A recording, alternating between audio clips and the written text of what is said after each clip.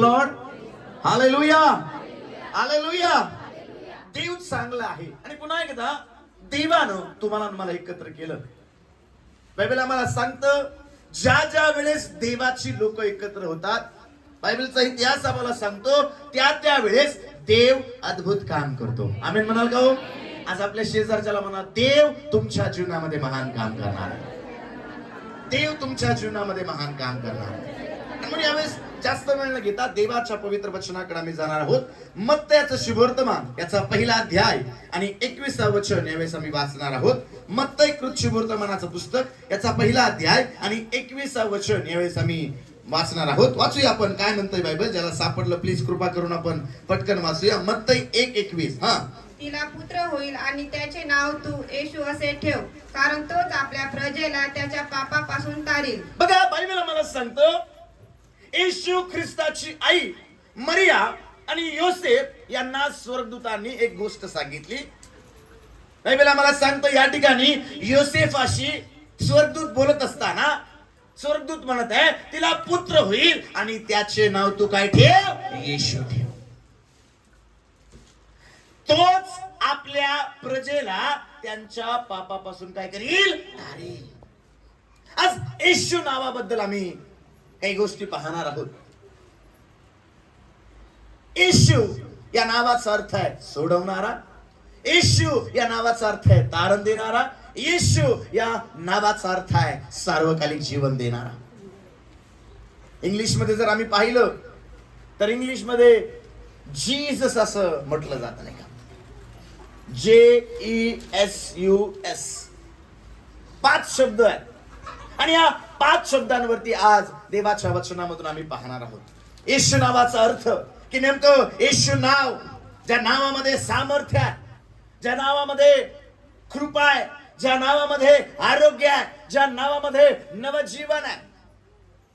प्रेषितांची कृत्य 3 अध्यायामध्ये आम्ही पाहतो ज्यावेळेस मंदिरामध्ये जात असताना पेत्र आणि योहान त्या सुंदर नावाच्या दरवाजाजवळ एक भिकारी त्यांना भेटला आणि बायबल आम्हाला सांगतं हा भिकारी मोठी अपेक्षा घेऊन आहे की यांच्याकडून मला काहीतरी मिळेल, यांच्याकडून मला काहीतरी मिळेल. आणि मग पेत्र आणि योहान त्या भिकाऱ्याला म्हणत आहे आमच्या जवळ सोनं रूप काही नाहीये, आमच्या जवळ तुला देण्यासारखं असं काही नाहीये, पण एक गोष्ट अशी आहे की जी गोष्ट तुझं जीवन बदलणारी आहे.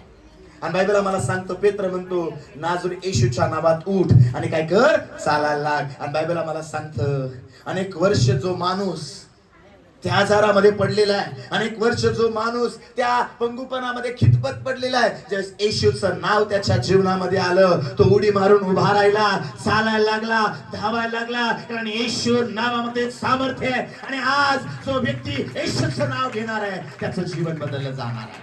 म्हणून आज येशूच्या नावाचा अर्थ आम्ही पाहणार आहोत. येशूच्या नावाचा अर्थ काय आहे? नेमकं येशू नाव काय आहे? येशू नावामध्ये काय सामर्थ्य आहे? म्हणून आज इंग्लिश मधून त्या अर्थाला आम्ही पाहणार आहोत.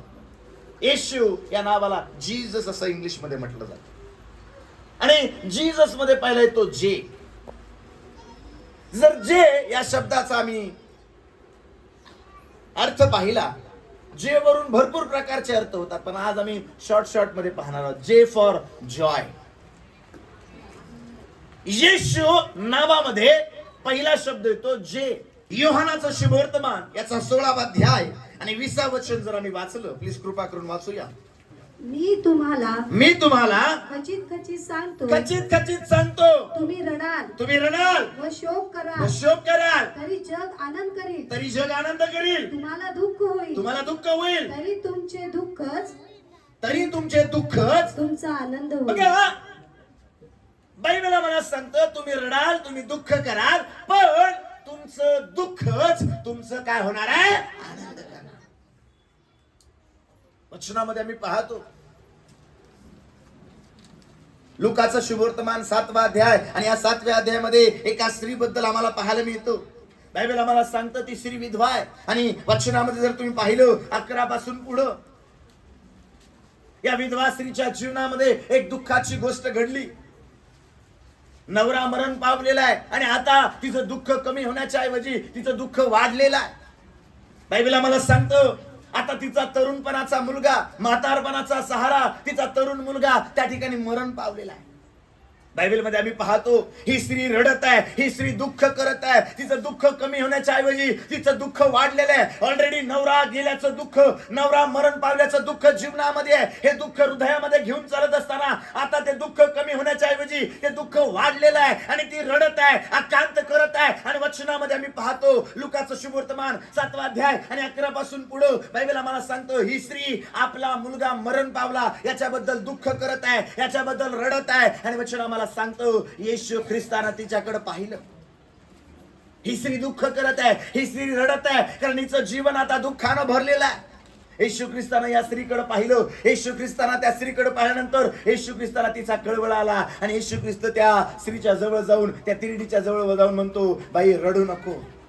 आणि बायबल सांगतो खांदेकरी उभे राहिले आणि येशू ख्रिस्तानं त्या मेलेल्या मुलाला म्हटलं, मुला उठ. आणि मेलेला मुलगा जिवंत झाला. आज मला तुम्हाला सांगू द्या, तुमचं दुःख वाढलेलं असेल, तुमच्या चिंता वाढलेल्या असतील, तुमची काळजी वाढलेली असेल. आज तुम्हाला वाटत असेल कधी माझं दुःख कमी होणार आहे, कधी माझं संकट संपणार आहे, कधी माझी चिंता बरी होणार आहे. पण बायबल सांगतो येशू आला, येशूनं स्पर्श केला, येशूनं आवाज दिला, मेलेला मुलगा जिवंत झाला. जी स्त्री रडत होती ती हसायला लागली. का? कारण माझा देव आनंद देणारा परमेश्वर आहे. जे फॉर जॉय, आनंद देणारा परमेश्वर. आज आमच्यापैकी अनेक जण असे आहेत, दुःखामधून बाहेर यायचंय, आजारामधून बाहेर यायचंय, कर्जामधून बाहेर यायचंय. पण जेवढं बाहेर यायचंय तेवढं आम्ही आतमध्ये जातो, तेवढं दुःख वाढत आहे, तेवढा आजार वाढत आहे, तेवढी समस्या वाढत आहे. पण आज मला तुम्हाला महत्वाची गोष्ट सांगू द्या. तुम्ही आणि मी ज्या देवाची सेवा करतो तो देव म्हणतो तुम्ही दुःख कराल, तुम्ही रडाल, त्यावेळेस जग आनंद करील. पण एक गोष्ट देवाचं वचन आम्हाला सांगत आहे, तुमचं दुःख तुमचा काय होणार आहे? आनंद होणार आहे. का? कारण माझा परमेश्वर दुःखाला आनंदामध्ये बदलवणारा परमेश्वर आहे. माझा परमेश्वर दुःखामधून बाहेर काढून, दलदलीमधून बाहेर काढून आनंद देणारा परमेश्वर. मार्काचं शुभवर्तमान 5व्या अध्यायामध्ये आम्ही पाहतो याईर नावाच्या एका व्यक्तीची गोष्ट आहे. बायबल आम्हाला सांगतो प्रभू येशू ख्रिस्ताकडे आला आणि येशू ख्रिस्ताकडे येऊन विनंती करत आहे, गुरुजी माझ्या घरी या, माझी मुलगी मरायला टेकली आणि तिला स्पर्श करा. येशू ख्रिस्त जायला निघाल्यानंतर त्या याईराच्या घरून काही माणसं आली आणि त्या माणसांनी येऊन सांगितलं, गुरुजींना त्रास देऊ नका कारण मुलगी काय झाली? मेली. वचन आम्हाला सांगतो बायबलमध्ये जर आम्ही वाचलं, प्लीज वाचूया. मार्काचं शुभवर्तमान 5वा अध्याय आणि 35 पासून पुढे कुणीतरी वाचण्यामध्ये मला मदत करील. मार्क 5वा अध्याय 35 पासून पुढे. तो हे बोलत आहे इतक्या सभास्थानाच्या अधिकाऱ्यांच्या घराकडून हा. काही माणसे येऊन त्याला म्हणाली, हा. आपली मुलगी मरण पावली, हा. आता गुरुजींना त्रास कशाला देता? मग आपली मुलगी मरण पावली, आता गुरुजींना त्रास देऊ नका. परंतु येशू त्यांच्या बोलण्याकडे लक्ष न देता हा. सभास्थानाच्या अधिकाऱ्याला म्हणाला, हा. भेऊ नको, हा. विश्वास मात्र धर. त्याने वाचू. त्याने पेत्र, याकोब व याकोबाचा भाऊ योहान यांच्याशिवाय कोणालाही आपणा बरोबर येऊ दिले नाही. मग तो सभास्थानाच्या अधिकाऱ्यांच्या घराजवळ आल्यावर ऑक्साबोक्सी रडणारे व आकांत करणारे यांचा गोंधळ चाललेला बायबल आम्हाला सांगतो येशू याईराच्या घरी गेला आणि याईराच्या घरी गेल्यानंतर त्या ठिकाणची परिस्थिती अशी आहे, लोक रडत आहे, लोक ऑक्साबोक्सी रडत आहे, आकांत करणारे लोक त्या ठिकाणी आहेत. आणि येशू ख्रिस्त त्या ठिकाणी आला आणि येशू ख्रिस्त काय म्हणतो? वाचा सिस्टर, काय लिहिलंय? तो आज जाऊन त्यास म्हणाला, तुम्ही का गोंधळ करता वरडता? मूल मेले नाही, झोपेत आहे. तेव्हा ते त्यांना हसू लागले. मग त्याने त्या सर्वांना बाहेर घालून दिलं आणि मुलीचे आई बाप व आपल्या बरोबरची माणसे यांना घेऊन मुलगी होती तिथे तो आत गेला. नंतर मुलीच्या हातास धरून तो म्हणाला, तलिथाकुम, याचा अर्थ मुली उठ.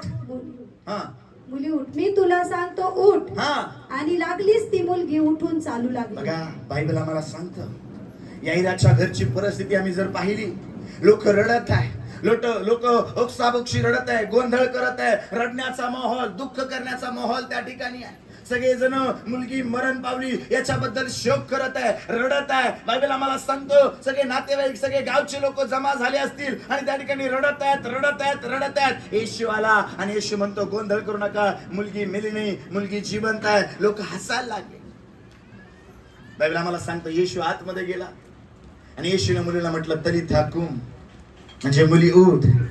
आणि बायबल आम्हाला सांगतं ज्यावेळेस येशूनं आवाज दिला, ज्यावेळेस येशूनं त्या मुलीला हाक मारली, वचन आम्हाला सांगतं जी मुलगी मरण पावलेली होती, ज्या मुलीसाठी लोक शोक करत होते, ज्या मुलीसाठी लोक दुःख करत होते, ज्यावेळेस येशूनं आवाज दिला, मेलेली मुलगी उठली, जिवंत झाली. दुःख आनंदामध्ये बदललं गेलं, रडणं आनंदामध्ये बदललं गेलं. आज माझ्या भावा, माझ्या बहिणी दुःखामध्ये जीवन जगत आहे, आजारामध्ये जीवन जगत आहे, त्रासामध्ये जीवन जगत आहे. आज त्या येशूला हाक मार, आज त्या येशूवर विश्वास ठेव. तुझं दुःख किती मोठा आहे, तुझा त्रास किती मोठा आहे मला माहित नाही, पण येशू आज एक शब्द बोलणार आहे, तुझी परिस्थिती बदलली जाणार आहे.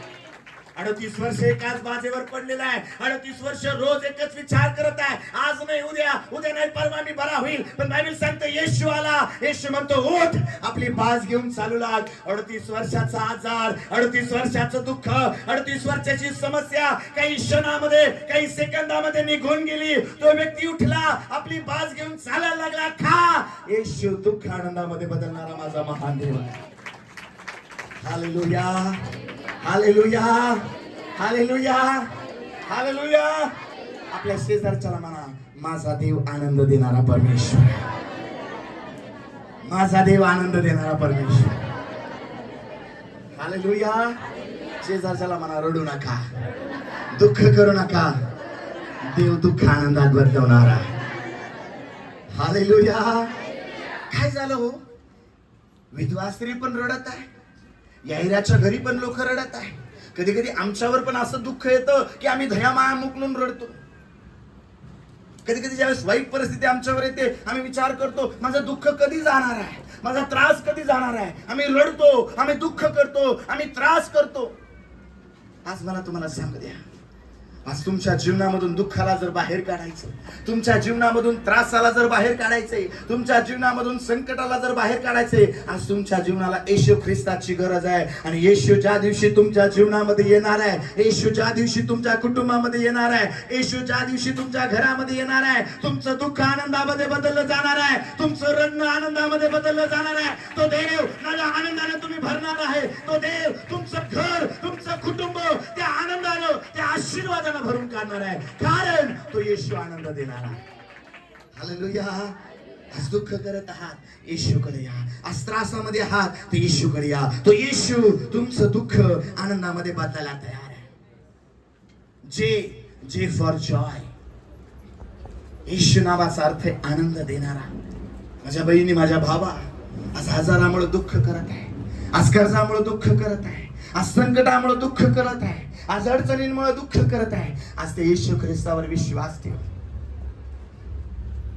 बायबल आम्हाला सांगतं, प्रेषित पौल त्या बंदिशाच्या अधिकाराला म्हणाला, प्रभू येशू ख्रिस्तावर काय ठेव, विश्वास ठेव, म्हणजे तुझं आणि तुझ्या घराण्याचं काय होईल, तारण होईल. तारण. आज अनेकांना तारण हवंय हो, आज अनेकांना आनंद हवाय हो, आज अनेकांना शांती हवी हो, आज अनेकांना नवीन जीवन हवंय हो. पण आज प्रयत्न करत आहे, जेवढा प्रयत्न करत आहे तेवढे आतमध्ये जात आहे. साहेब, आजारातून बाहेर पडण्याचा मी प्रयत्न करत आहे, पण जेवढा प्रयत्न करत आहे तेवढा आजार माझ्या शरीरामध्ये वाढत आहे, जेवढा प्रयत्न करत आहे तेवढी समस्या माझ्या जीवनामध्ये वाढत आहे. मी काय करावं? आज तुला गरज आहे, येशूची गरज आहे. याईरानं येशूवर विश्वास ठेवला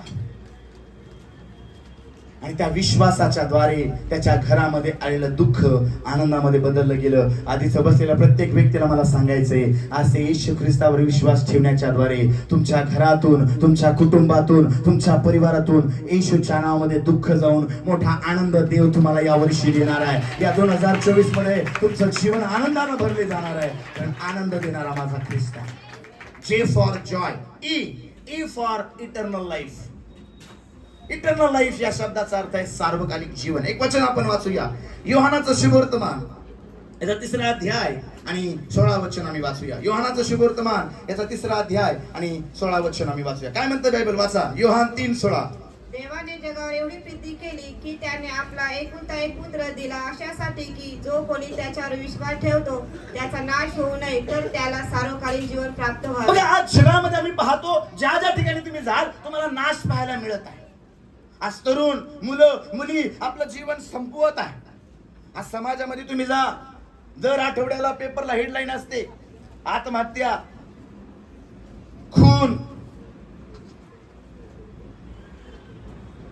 लिव्हर खराब झालं म्हणून मनुष्य मेला, किडन्या खराब झाल्या म्हणून मनुष्य मेला. आज लोक नाशाच्या मार्गावर आहे.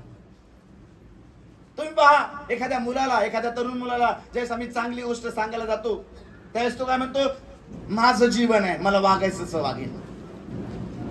कधी कधी आई वडील ज्यावेळेस मुलांना विचारतात, का रे बाळा का लेट झालं, तुम्ही लय असे, तुम्ही लय तसे, आई वडिलांना पण गुरगुर करायला सुरुवात करते.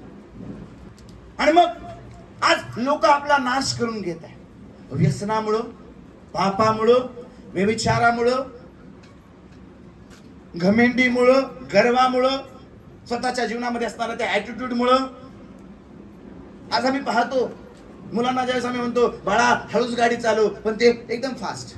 आणि मग काही दिवसानंतर आम्हाला ऐकायला येतो ऍक्सिडेंट झाला. परवा दिवशीच मी एक बातमी ऐकली, ऍक्सिडेंट झाला, गाडीच्या खाली गेला, जागेवर मरण पावला. आज नाशामध्ये लोक जीवन जगत आहे.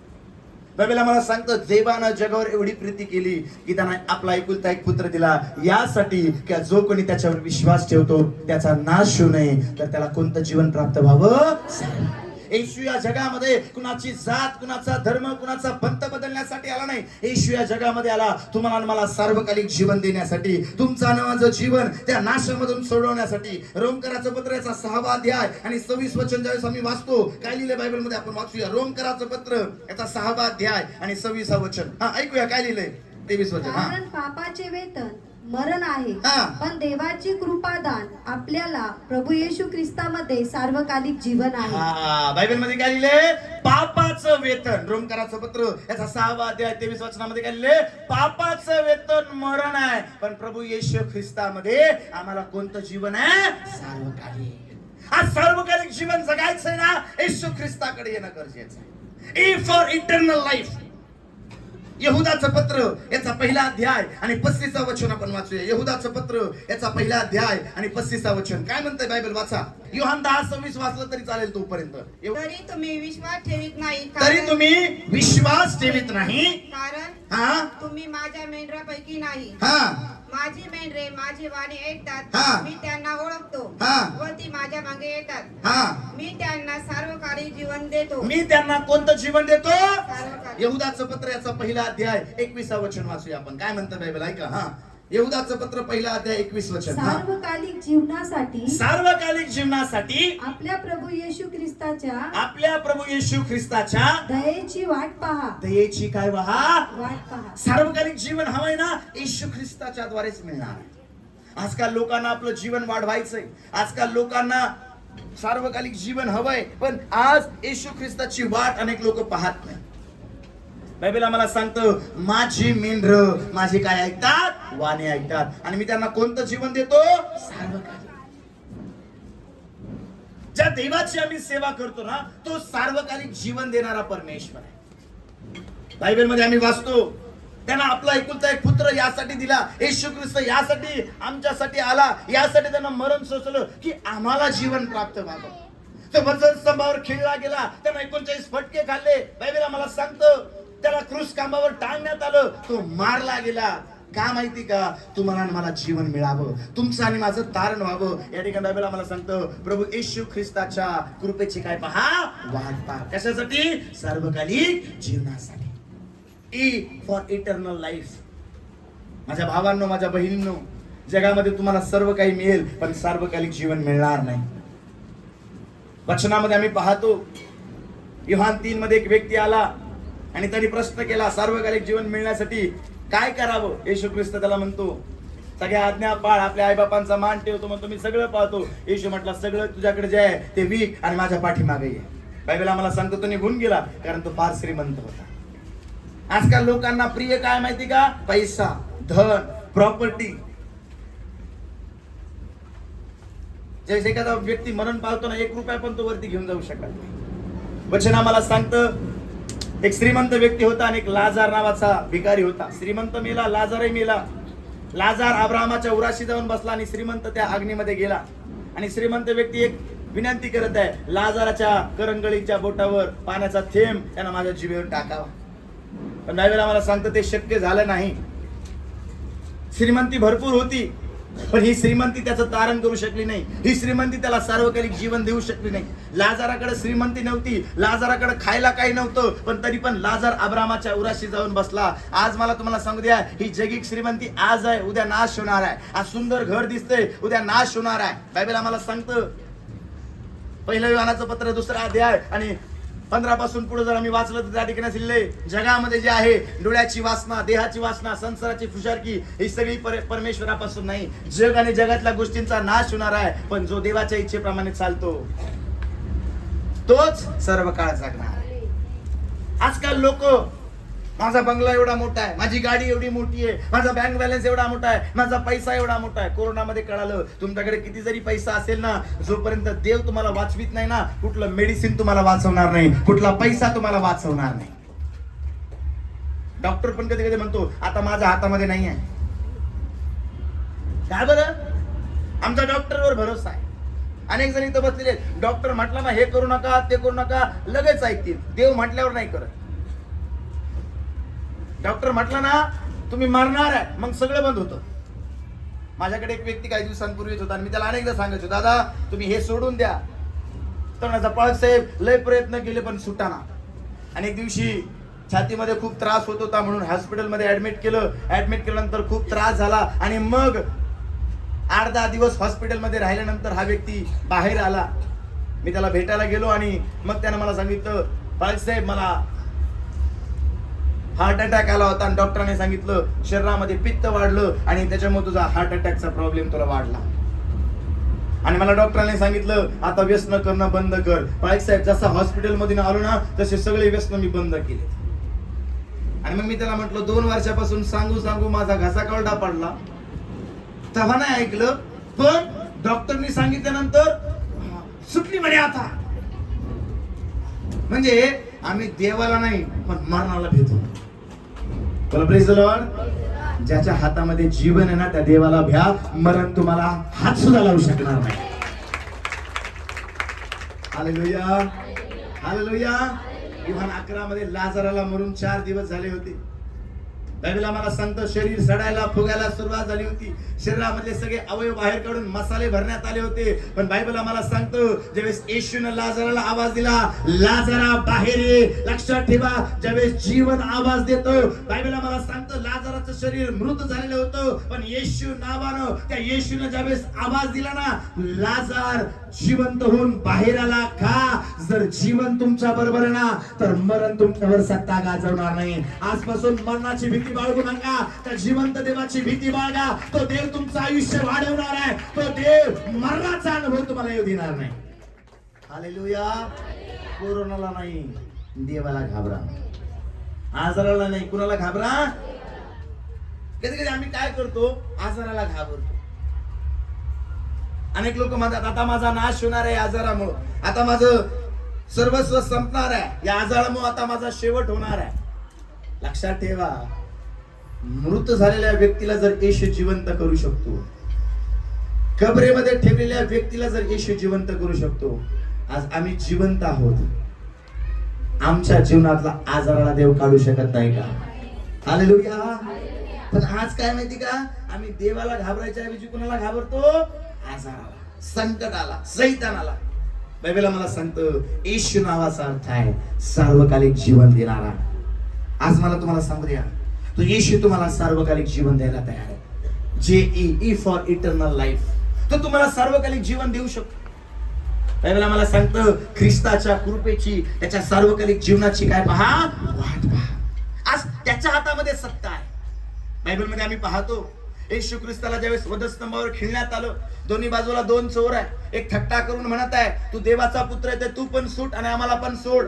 दुसरा म्हणत आहे अरे असं का बोलत आहे, आपण तर आपल्या चुकांमुळे, आपल्या पापांमुळे इथं आहे, त्याने कुठलंच पाप केलं नाही, त्याने कुठलीच चूक केली नाही. आणि तो म्हणतो ज्यावेळेस राजभाऊ आहे बघाने येशील त्यावेळेस माझी काय कर.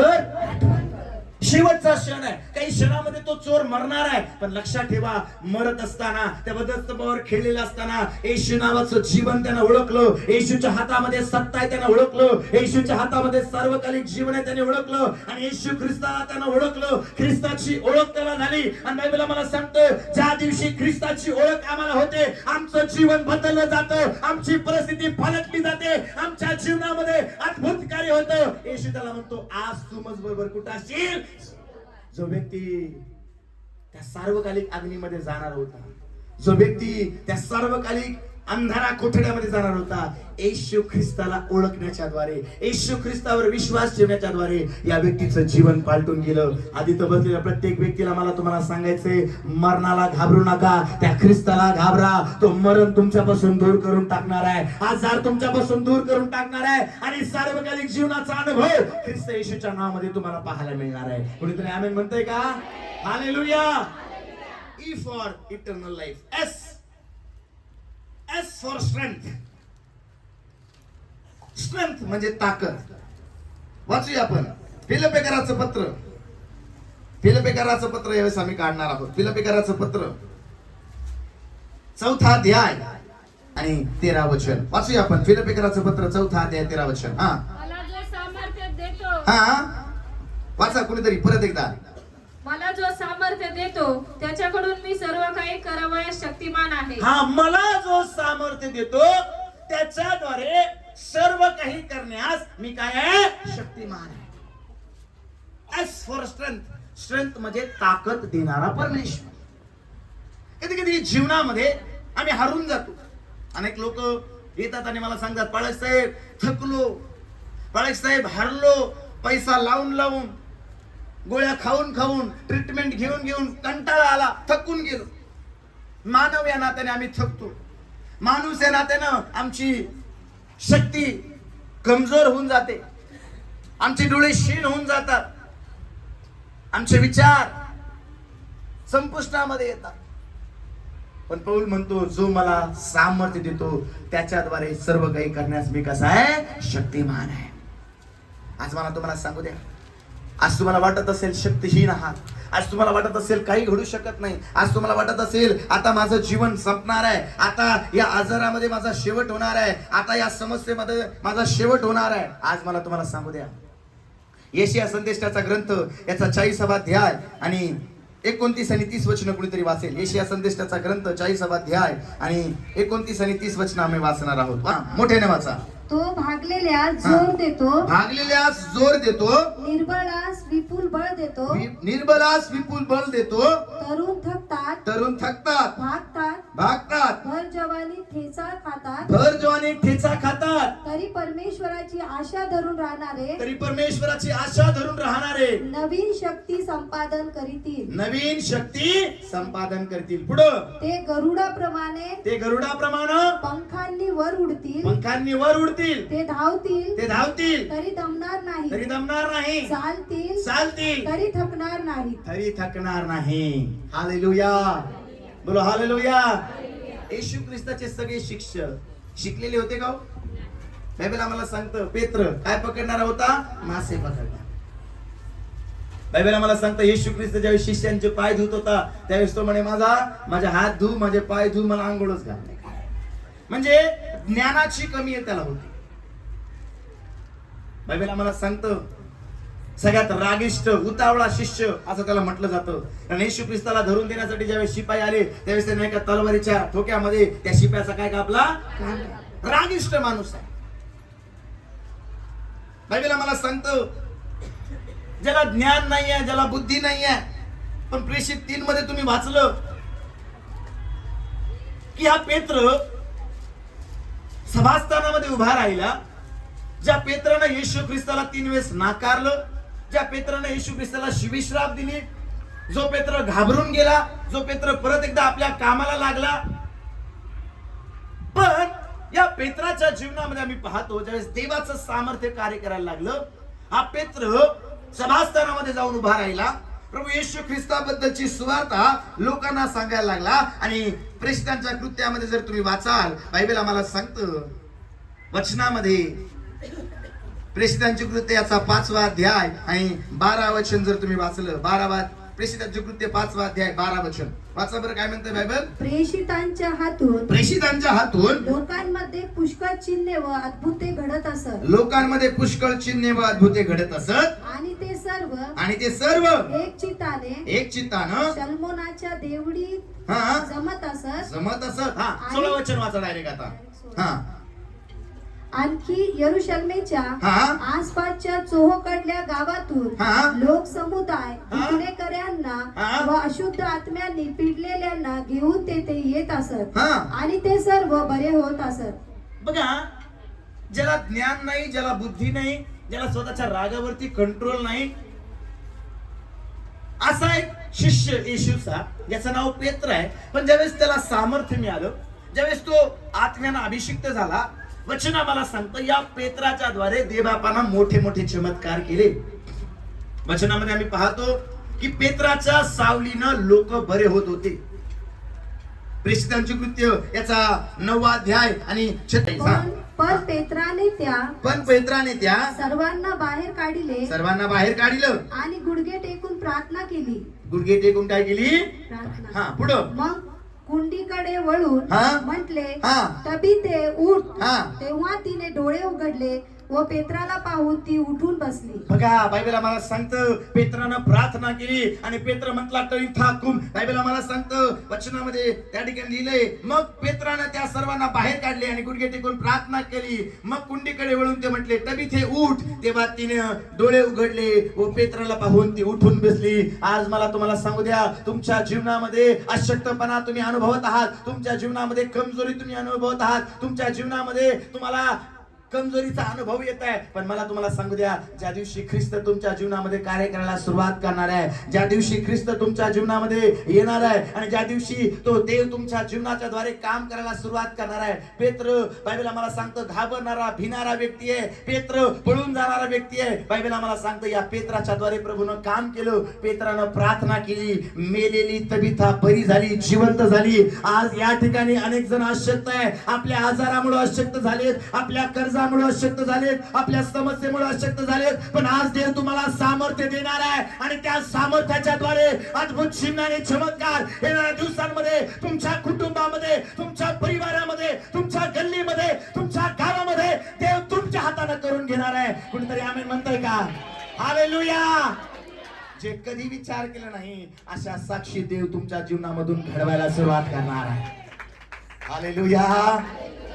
पौल म्हणतो, दुःख, संकट, दुर्बलता हे मला ख्रिस्ताच्या प्रीतीपासून दूर करू शकत नाही, कारण ज्यावेळेस मी अशक्त आहे त्याच वेळेस मी काय आहे? सशक्त आहे. का? कारण अशक्तपणामध्ये देवाचं सामर्थ्य कार्य करायला लागतं, अशक्तपणामध्ये देव सामर्थ्य द्यायला लागतो. आज मला तुम्हाला सांगू द्या, आज अशक्त आहात, आज त्या ख्रिस्त येशूकडे या. आज बलहीन आहात, त्या ख्रिस्ताकडे या. बायबल आम्हाला सांगतो, तो थकलेलास, भागलेलास बल देतो, हिंमत देतो, धैर्य देतो. As for strength, तो देव तुम्हाला ताकदीनं भरणार आहे. परमेश्वर आमचं सामर्थ्य आहे. As for strength, तो देव तुम्हाला नवीन स्ट्रेंथने भरणार आहे, तो देव तुम्हाला नवीन ताकदीनं भरणार आहे. माझ्या बहिणी, आज क्षीण झाली ताकद, आज क्षीण झाले डोळे, आज रडून रडून, आज दुःख करून करून आज क्षीण झालंय जीवन, असह्य वाटत आहे, पण आज देव इथून पुढे तुझ्या जीवनामध्ये असं कार्य करायला सुरुवात करणार आहे. आणि देव ज्यावेळेस ताकद द्यायला सुरुवात करणार आहे, देव ज्यावेळेस सामर्थ्य द्यायला सुरुवात करणार आहे, तुझ्या प्रार्थनेच्या द्वारे मेलेले जिवंत होणार आहे, लंगडे चालणार आहे, मुखे बोलणार आहे. देव तुझ्या प्रार्थनेच्या द्वारे अद्भुत काम करणार आहे. Praise the Lord. S for strength, U, JESU, U. वाचूया आपण पहिलं योहानाचं पत्र याचा 4था अध्याय आणि 10वं वचन. पहिलं योहान 4:10. प्रीती म्हणावी तर हीच आपण देवावर प्रीती केली असे नाही, तर त्याने आम्हावर प्रीती केली आणि तुमच्या आमच्या पापांचे प्रायश्चित व्हावे म्हणून स्वपुत्राला पाठविले. पुढं, प्रियजन हो, देवाने जर आपल्यावर अशा प्रकारे प्रीती केली तर आपणही एकमेकांवर प्रीती केली पाहिजे. पुढं, देवाला कोणी कधीही पाहिले नाही. आपण एकमेकावर प्रीती करीत असलो तर देव आपल्या ठाई राहतो आणि त्याची प्रीती आपल्या ठाई पूर्णत्व पावली आहे. आपण त्याच्यामध्ये व तो आपल्यामध्ये राहतो हे आपण यावरून ओळखतो की त्याने स्वतःच्या आत्म्यातून आपल्याला दिले आहे. बघा बायबल मला सांगतं, आम्ही देवावर प्रीती केली नाही तर देवानं आमच्यावर काय केली? प्रीती केली. बघा, प्रेम आणि प्रीती या विषयाला ज्यावेळेस आम्ही हाताळतो, आज जगामधल्या प्रेमाकडे ज्यावेळेस तुम्ही जाल तर त्याच्यामध्ये कंडिशन्स आहेत, अटी आहेत. आज एक मुलगा एका मुलीवर प्रेम करतो का? कारण ती दिसायला सुंदर आहे, शिकलेली आहे. एक मुलगी एका मुलावर प्रेम करते का? कारण त्या मुलीला त्याच्यामध्ये काहीतरी दिसतं आणि त्या मुलीच्या अपेक्षा असतात.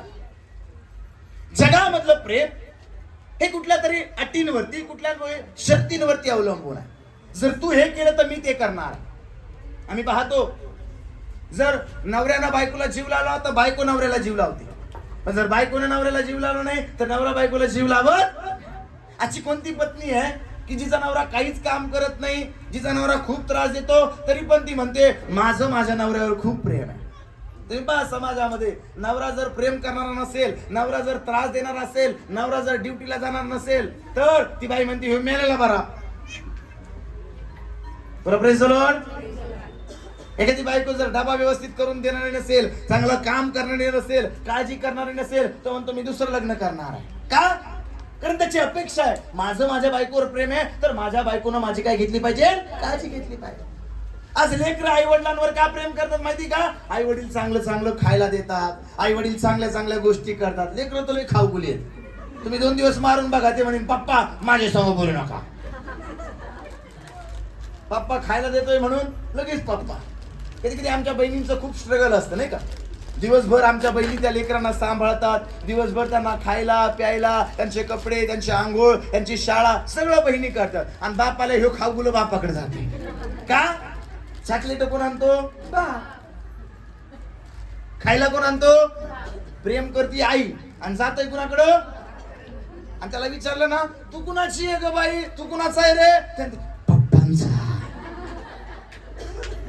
त्या आईला कधी कधी वाटतं दिवस जातो याच्यात माझा. कधी कधी बहिणींना काही काही वेळेस स्वतःच्याकडे पाहायला वेळ मिळत नाही. ज्यावेळेस लेकर होतात, आंघोळ करायला वेळ नाही, कपडे बदलायला वेळ नाही. कधी कधी तुम्ही पहा, अनेक बहिणींचे लेकर ज्यावेळेस त्यांना 2-3 लेकर आहेत ना, त्यावेळेस त्यांचा अवतार पहा. लेकर सुंदर असतात पण त्या बहिणींचा अवतार पहा, कारण त्यांचं प्रेम असतं नाही का? आज जगामध्ये प्रेम आहे पण त्याच्यामध्ये कंडिशन्स आहे, त्याच्यामध्ये शर्ती आहे. तुम्ही प्रेम करा मग तुम्हाला प्रेम मिळेल, तुम्ही काळजी घ्या मग तुमची काळजी घेईल, तुम्ही त्यांच्या लग्नात सोफा घ्या मग तुमच्या लग्नात सोफा येईल. डायरेक्ट येईन का सोफा? बोला प्रेज द लॉर्ड. तुम्ही त्यांच्या बड्डेला गेले नाही तर ते तुमच्या बड्डेला येतील का? म्हणजे जगामधलं प्रेम आहे ना, त्याच्यामध्ये अटी आहे, त्याच्यामध्ये शर्त आहे, त्याच्यामध्ये नियम आहे. हे केलं तर ते अपेक्षा आहे, पण देवाच्या प्रेमामध्ये अपेक्षा नाही. बायबल मला सांगता, आम्ही पापी असताना, आमची लायकी नसताना, आमची पात्रता नसताना त्या देवानं आमच्यावर प्रेम केलं. जर याच अध्यायामध्ये तुम्ही वाचाल, बायबल आम्हाला सांगतं देव प्रीती आहे आणि त्यानं आमच्यावर काय केली? प्रीती केली. 16 वचन कुणीतरी वाचेल. 1 योहान 4 अध्याय 16 वचन. देवाची आपल्यावर जी प्रीती आहे ती आपल्याला कळून आली आहे व आपण तिच्यावर विश्वास ठेवला आहे. देव प्रीती आहे, जो प्रीतीमध्ये राहतो तो देवामध्ये राहतो व देव त्याच्यामध्ये राहतो. काय प्रीती आहे? देव. देवाच्या प्रेमाला कुठल्याही प्रकारचे नियम अटी नाही, अनकंडिशनल आहे. तो हे म्हटलं नाही मी प्रेम करील पण तुला असं राहावं लागल, मी प्रेम करील पण तुला तसं राहावं लागल. आम्ही पापी असताना, आम्ही योग्य नसताना, आमची लायकी नसताना त्या ख्रिस्तानं आमच्यावर प्रेम केलं आणि आपला स्वतःचं अर्पण केलं. आज मला तुम्हाला सांगू द्या, जगामध्ये प्रेम करणारे भरपूर भेटतील पण त्याच्यामध्ये कंडिशन असतील, पण बिना कंडिशन प्रेम करणारा माझा ख्रिस्त आहे आणि त्यानं कुठल्याच प्रकारची शर्त न ठेवता तुमच्या माझ्या पाप्यांवरती प्रेम केलं. त्या देवाचं प्रेम आगापे प्रेम आहे. म्हणून बायबल सांगतं जग आणि जगातल्या गोष्टींवर काय करू नका? प्रीती करू नका. जगातल्या गोष्टींवर प्रीती करणं हे तुम्हाला महागात पडणार आहे, पण ज्या दिवशी देवावरती तुमचं प्रेम होणार आहे. एक गीतकार खूप सुंदर गीत गातो, टेन्शन गेलं सुख मिळालं मला येशूशी. ज्या दिवशी जगावर तुमचं प्रेम होईल ना, काळजी वाटेल, चिंता वाटेल, टेन्शन होईल, रुसला तर रुसवा फुगवा घालवावा लागेल. आजकाल बघा तरुण मुलांना मुलींना प्रेम होतं आणि प्रेम झाल्यानंतर त्यांचा मोबाईल घ्या तुम्ही, त्याची बीपीच वाढती, तिची बीपीच वाढती नाही का, टेन्शन वाढतं. फोन कधी येते का काय, रात्रीचं बी जागच येते. आधी आम्ही म्हणायचो याला लात घातली तरी उठत नव्हता, पण आता थोडी रिंग वाजली का उठते, कारण त्याला भीती आहे ना, जर घरच्यांनी उचलला तर लय मारतील मला.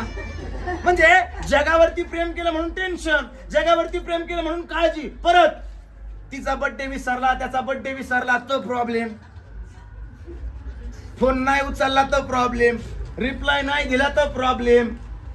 आज अपेक्षा आहेत लोकांना एकमेकांकडून. पण लक्षात ठेवा, माझा देव जो प्रेम करतो ना, त्याच्या प्रेमामध्ये कुठल्याही प्रकारची शर्त नाहीये, कुठल्याही प्रकारची अट नाहीये, कुठल्याही प्रकारची अपेक्षा नाहीये. त्याचं प्रेम हे आगापे प्रेम आहे. आमची लायकी नसताना पण त्या देवानं आमच्यावर प्रेम केलं. You for unconditional love, agape प्रेम त्या देवानं आमच्यावर केलं.